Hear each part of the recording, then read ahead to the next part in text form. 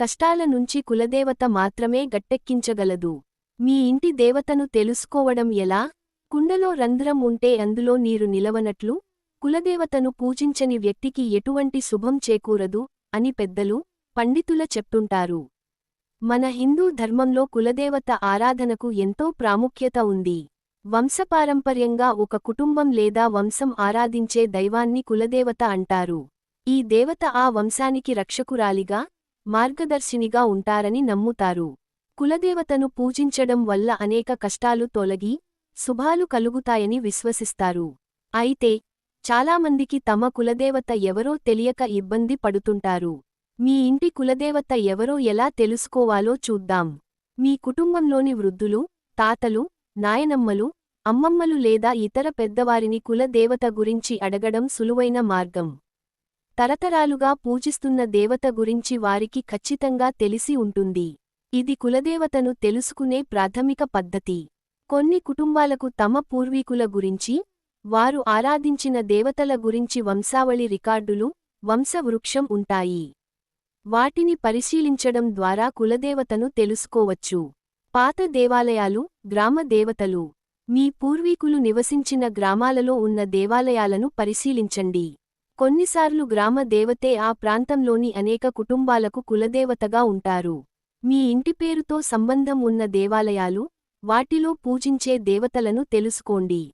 జ్యోతిష్యులను సంప్రదించడం. కొన్నిసార్లు జ్యోతిష్యులు లేదా పండితులు మీ జన్మ నక్షత్రం, గోత్రం లేదా ఇతర జ్యోతిష్య వివరాల ఆధారంగా కులదేవతను గుర్తించడంలో సహాయపడగలరు. కొంతమంది ప్రసన్న జ్యోతిష్యం ద్వారా కూడా కులదేవతను తెలుసుకుంటారు. ఇష్టదైవాన్ని పూజించడం.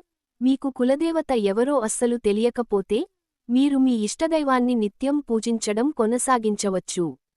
కొన్నిసార్లు ఇష్టదైవ ఆరాధన ద్వారానే కులదేవత గురించి ఏదో ఒక రూపంలో సూచన లభించవచ్చు.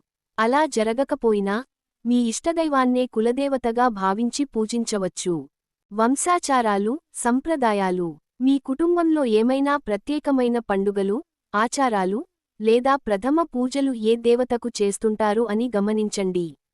ఇది కులదేవతను గుర్తించడానికి ఒక సూచన కావచ్చు. కులదేవత శాపం అంటే ఏమిటి? కులదేవత శాపం అనే పదాన్ని సాధారణంగా వాస్తుశాస్త్రం, జ్యోతిష్యం, లేదా కొన్ని ఆధ్యాత్మిక నమ్మకాల్లో ఉపయోగిస్తారు. అయితే, ఇది దేవత నేరుగా శపించడం కంటే, వంశంలో కులదేవత ఆరాధనను విస్మరించడం వల్ల కలిగే ప్రతికూల పరిణామాలను సూచిస్తుంది.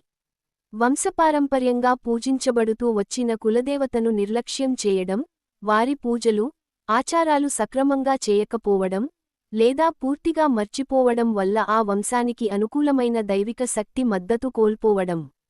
ఇది ఒక శాపంలా కాకుండా, రక్షణ కవచం లేకపోవడం వల్ల కలిగే ఇబ్బందులుగా భావించాలి. కులదేవత శాపం వల్ల ఎలాంటి పరిణామాలుంటాయి? కులదేవతను నిర్లక్ష్యం చేయడం వల్ల లేదా కులదేవత శాపం వల్ల కింది ప్రతికూల పరిణామాలు కలగవచ్చని నమ్ముతారు. ఆర్థిక సమస్యలు, సంపాదించిన ధనం నిలవకపోవడం, అనవసర ఖర్చులు పెరగడం, అప్పులు కావడం, వ్యాపారంలో నష్టాలు రావడం లాంటి ఆర్థిక సమస్యలు ఎదురవుతాయి. ఆరోగ్య సమస్యలు. కుటుంబ సభ్యులలో తరచుగా అనారోగ్యాలు, దీర్ఘకాలిక వ్యాధులు, మందులకు లొంగని జబ్బులు రావడం. సంతాన సమస్యలు. సంతానం కలగకపోవడం, ఆలస్యంగా కలగడం, సంతానం ఆరోగ్యంగా లేకపోవడం లేదా సంతానం వల్ల సమస్యలు రావడం. కుటుంబ కలహాలు. కుటుంబ సభ్యుల మధ్య సామరస్యం లోపించి, తరచుగా గొడవలు, విభేదాలు, అపార్థనలు తలెత్తడం. వ్యాపార, ఉద్యోగ సమస్యలు.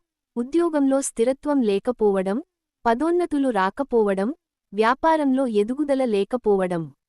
వివాహ సమస్యలు. వివాహం ఆలస్యం కావడం, వివాహ బంధంలో సమస్యలు రావడం, లేదా సరిపడని సంబంధాలు ఏర్పడటం. మానసిక అశాంతి. నిరంతరం మానసిక ఒత్తిడి, ఆందోళన, ప్రశాంతత లోపించడం. రక్షణ లోపం. కులదేవత ఆశీస్సులు లేకపోవడం వల్ల దైవిక రక్షణ కోల్పోయి, ప్రమాదాలు లేదా అశుభాలు తరచుగా జరుగుతాయి. పరిహారం. కులదేవత శాపం ఉందని భావిస్తే, వెంటనే కులదేవతను గుర్తించి, వారి ఆలయాన్ని సందర్శించి, భక్తిశ్రద్ధలతో పూజలు, నైవేద్యాలు సమర్పించడం ఉత్తమం. వీలైతే, కులదేవతకు సంబంధించిన హోమాలు, అభిషేకాలు చేయడం వల్ల ప్రతికూల ప్రభావాలు తగ్గుతాయని నమ్ముతారు.